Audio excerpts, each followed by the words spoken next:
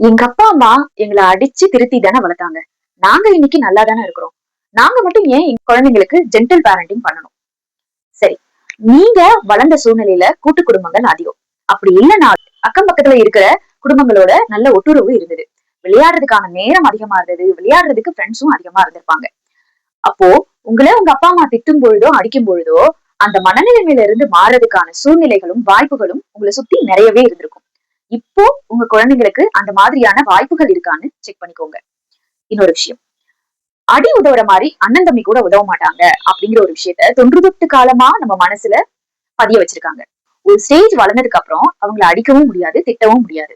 அப்போ அவங்க அடிக்க பயந்து செய்யாம இருந்த சில வேலைகளை அந்த நேரத்துல செய்ய தொடங்குவாங்க.